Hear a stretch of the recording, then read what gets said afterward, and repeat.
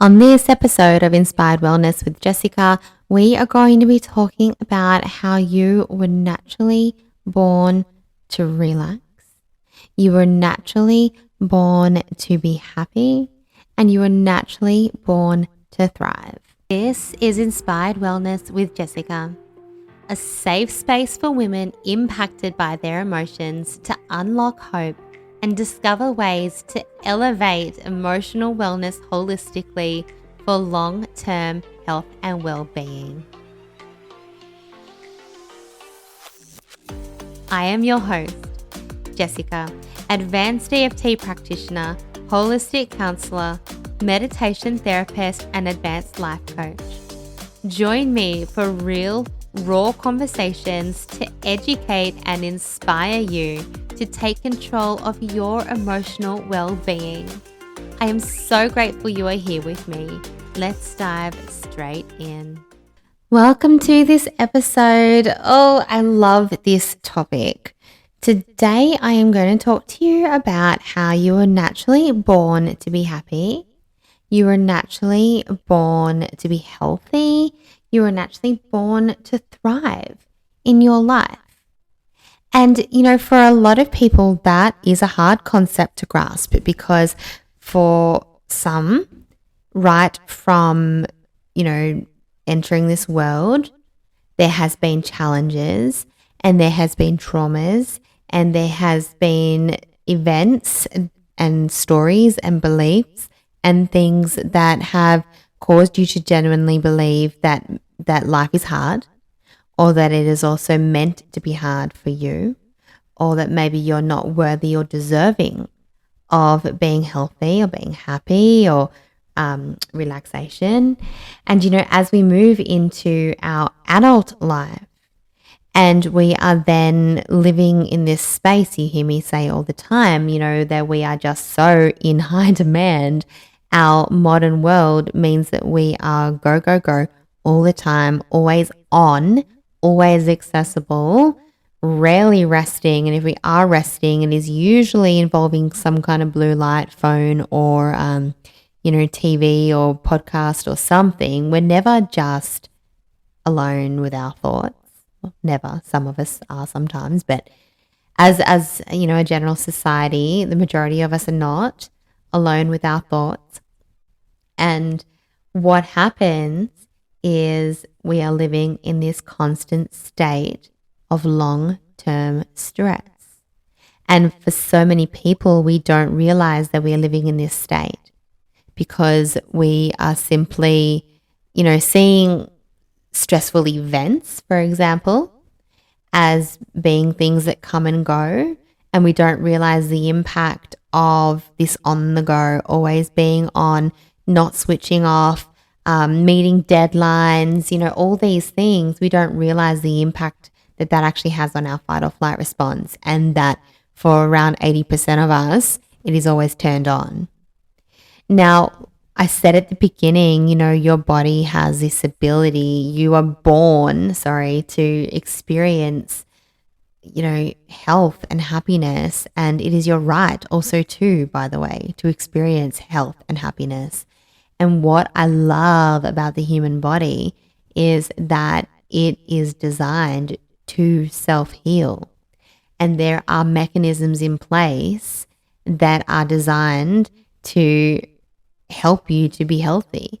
It is for, excluding, and I'm not here talking about illnesses in terms of, genetic illness, genetic disability, things that are well and truly out of our control. But, there are a lot of elements to our life that are external that impact our body's ability to self-repair, to do the things that it needs to do. So what I want to focus on today, because I love talking about this topic, is your stress response. Because your body has this beautiful ability to switch into your sympathetic nervous system, your stress response nervous system.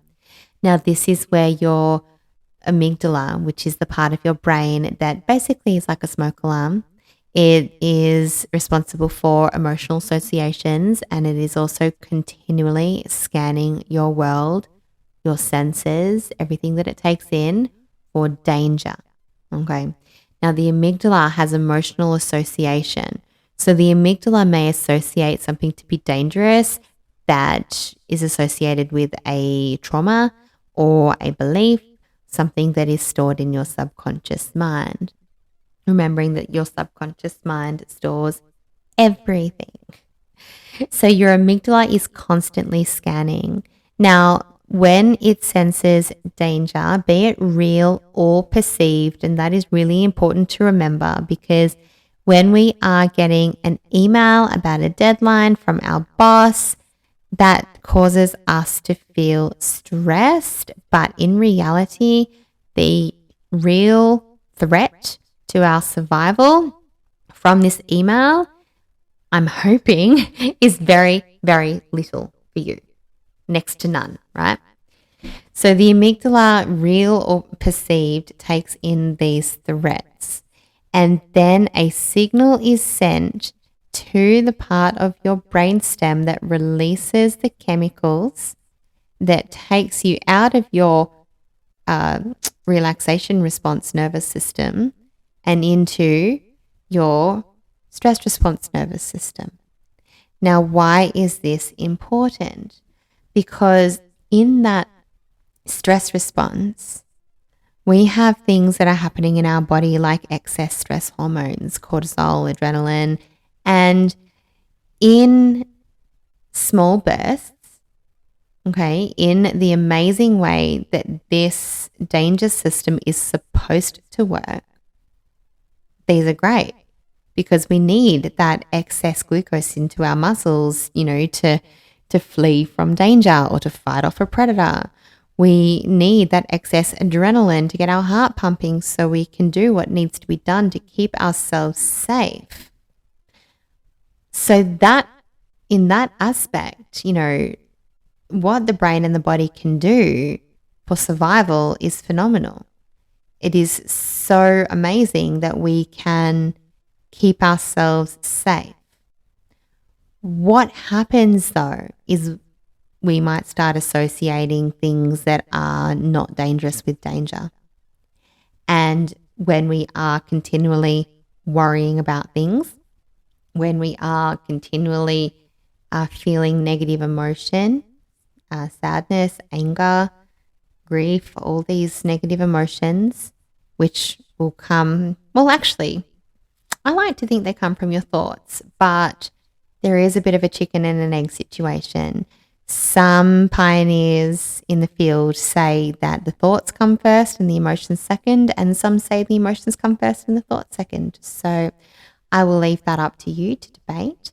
But when I talk about it, and we observe our thoughts and then we give those thoughts attention and emotion will spark from that.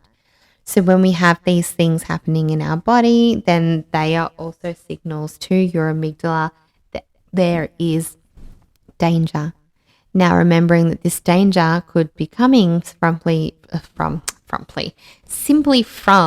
a thought, simply from a deadline, simply from recalling a conversation, from associating something negative that happened to you in the past with something that is not the same event, but your brain is associating it with danger now. By definition of anxiety, portraying something from your past into your future and into your present. All of these things keep your amygdala on high response. So I'm going off on a little tangent now. But basically, when we think about our body, our natural state of being is in our parasympathetic nervous system, which is our rest and digest state. Now, this nervous system is not naturally as dominant now as the sympathetic, as the stress response. We are so accustomed to living in that state of stress that relaxation has actually become something that is not the normal. And here's the problem with that. I mentioned before, you've got hormonal changes. Now, when we are in a state of stress, we don't need our digestive system to function properly. We don't need to digest food when we're being chased by an animal. We don't need a libido to make babies when we're being chased by an animal. Um, we don't need to think clearly when we're being chased by an animal. All of these impacts on stress, from stress, when they are happening in the body long term. Think about when your heart rate is increased long term, your blood pressure is increased long term, that increases the chance of blood clots. There are all these illnesses and diseases and things that are now associated and being linked back to stress. And so if you think about the role of the parasympathetic nervous system, which is, a nice paced heart rate, deep breathing, digestion, sleep, because, we don't sleep when we're in a state of stress. One, because of the excess cortisol and adrenaline, but two, because we're wired for survival. If there's a predator outside of your window, you're not going to you're not going to sleep, sorry. If you think back to, and I'm talking about predators in terms of our primal years, when survival was not simply, we're very safe now, really, in comparison. Survival meant fending off saber-toothed tigers and fighting for your food. And if you got abandoned and left out of your pack, then you would die. Those things that are the types of survival that I'm referring to. Our brain is very primitive. It is wired for survival. And so your rest and digest response is what you would normally live in. And then that stress response pops in to keep you safe. And then you return back to your rest and digest. So you can sleep, so you can digest your food, so you can reproduce effectively, so your body's healing abilities and the cells within your body are not trying to live in a toxic environment. My goodness me. You were born to be healthy. You were born to be healthy, and healthy and happy are 100% within your right. You are so, so worthy and deserving of those things. And sometimes we really just need to hear that and start contemplating that, particularly if you've been going through a tough time. If stress or anxiety or other things that are causing you stress and anxiety have gotten on top of you, or you've grown up, with a glass is half full type mindset, and there's no judgment when I say that. However, you have learnt to navigate your world has gotten you this far. But if you are at an impasse, then maybe consider, what do I need to be looking at? What is in the way of my happiness? What is in the way of my good health? What is in the way of me thriving in my life? Because I was born to thrive. Now, I don't know your personal circumstances, and I do know, I am very well aware that there are obviously a lot of challenges that people face in their health, in their mobility, in their personal circumstances. I mentioned before, traumas, events, loss, all things. Okay. So I am not by any means downplaying the severity or the impact that these things have. But let's look at what I can help you with, which is lowering your stress response for optimal health and wellness, mental, physical, emotional, spiritual.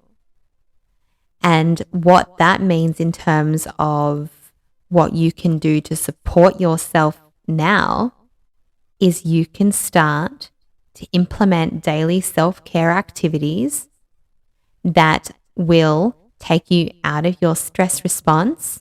Because remember, if you are on the go all the time, if you are juggling 1,000,001 things, if you don't switch off, if you're not eating fantastically, if you are not sleeping well, if you are surrounded by all sorts of toxins, or you're putting them all over your skin, if you have injury or illness, then these things also keep you in a state of stress. And when I say a state of stress, I mean, don't think that stress is just an external event or a person or something that is happening outside of you or the things that you're thinking about inside of you. Stress can be all of the above.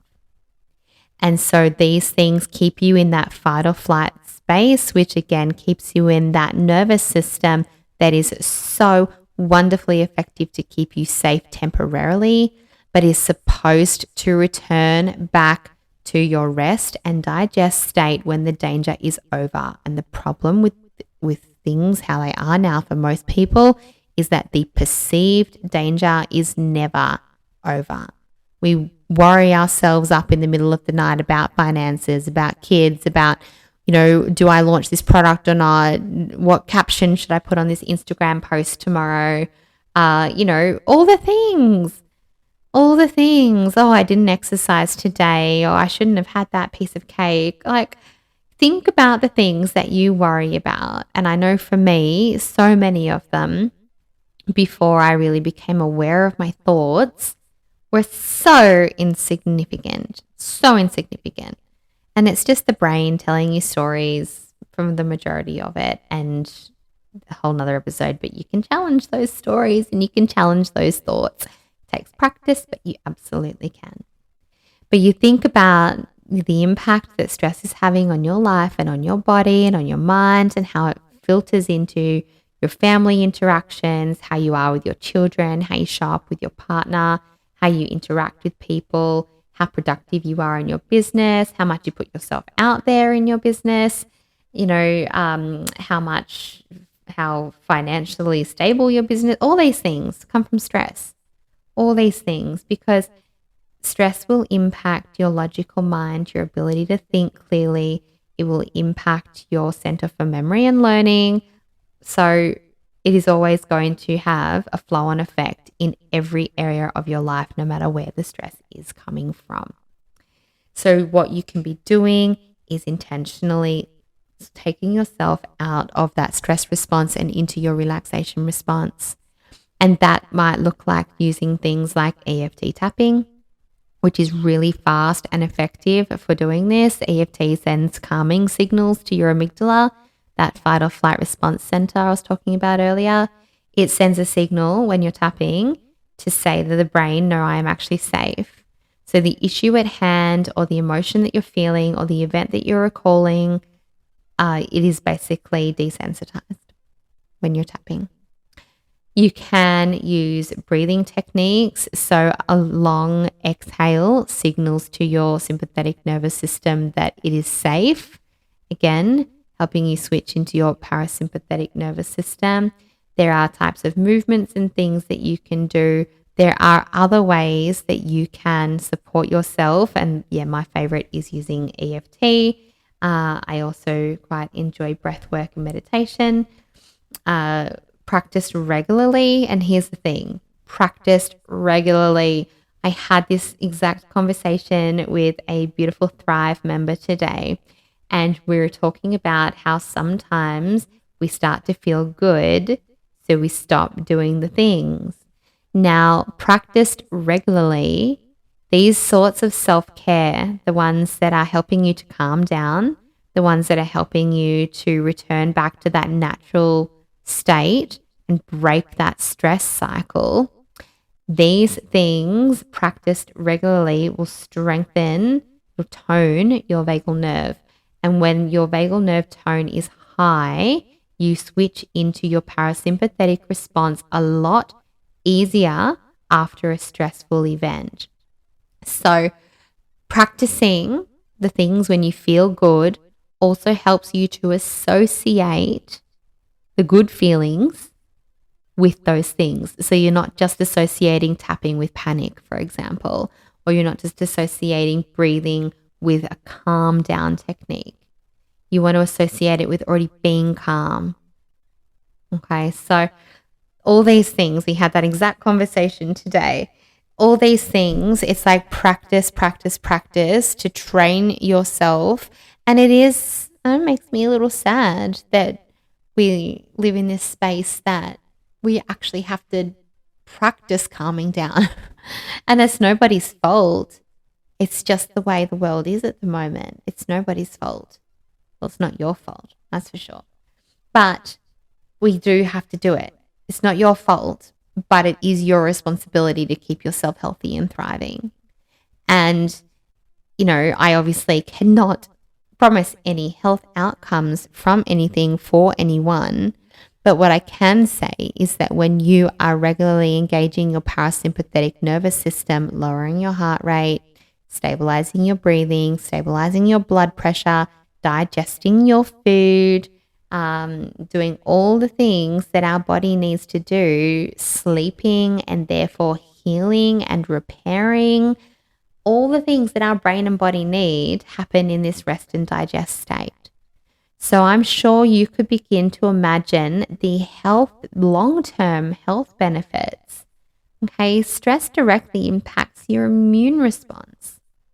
Long-term health benefits of being out of this state.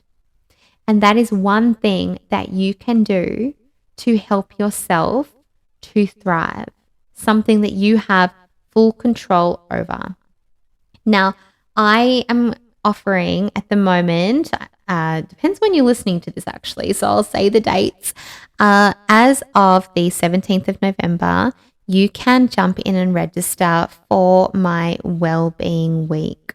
Now, Wellbeing Week is an event that is really tailored to women in business. However, if you are being snowed down and burnt out by work, then you will absolutely relate.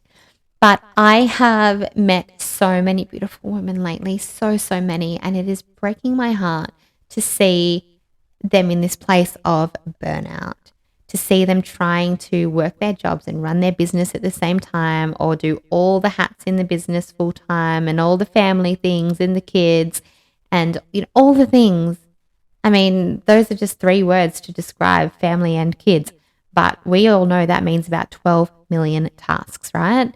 It's so overwhelming.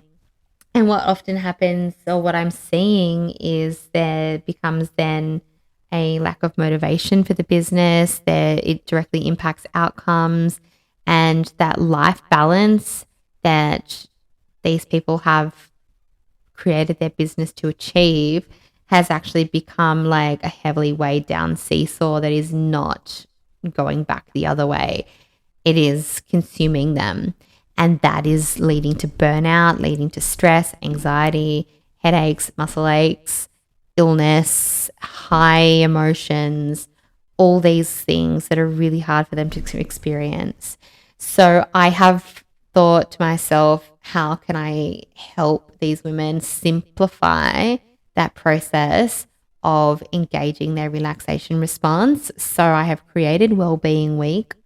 Wellbeing Week officially kicks off on the 27th of November and goes through till the 3rd of December, 2022. So if you are listening to this beyond this event, that's okay. Get in touch with me and ask me what I have coming up, and I will let you know at that time. But for now, you can register for Wellbeing Week from the 17th of November, and it's hosted in a private Facebook group. So there's going to be live events, daily relaxation tasks, all supported by me, live events, live masterclasses that are going to help you to learn how to prevent your stress long term, 3 mini masterclasses, as well as daily check-ins and a live Q&A in there too. So you can talk about how to support yourself through self-care, and I can help you. So if Wellbeing Week sounds like something that you are wanting, if you are really, really wanting to lower your stress or anxiety, to get yourself away from that space of burnout and back to creating a life with balance and a thriving business all at the same time without sacrificing your health, without sacrificing your sanity, then I would love for you to join Wellbeing Week. As I said, it is free, and I will pop a link down in the show notes for you to jump on and register. I really do hope to see you there. I am so passionate about women understanding the impact on their health long-term, short-term, their quality of life, just everything, all life, personal and business outcomes, understanding how managing your stress response can improve all those things. And so I really hope, really, really, really hope to see you there, because even if you're not quite at the place of burnout, just come and join me for some relaxation. You will benefit coming out of your stress response. All right. Thank you for this episode. It was a pleasure to have you here. I'm always so grateful to hear all of your feedback and comments on episodes and see them shared in your stories. Of course, you can tag me at inspiredlife.byjessicaann on Instagram, and I will, reshare your gratitude. Thank you so much for joining me today. I hope to see you at Wellbeing Week. You've been listening to Inspired Wellness with Jessica. If you loved what you heard today, make sure you subscribe to this podcast and leave a review. If you know someone who would love to hear all about this topic, make sure you share this episode on your socials and tag me at inspiredlife.byjessicaann. You can get in touch with me through my website, www.inspiredlifecollective.com.au. Thank you for tuning in, and I look forward to seeing you on the next episode.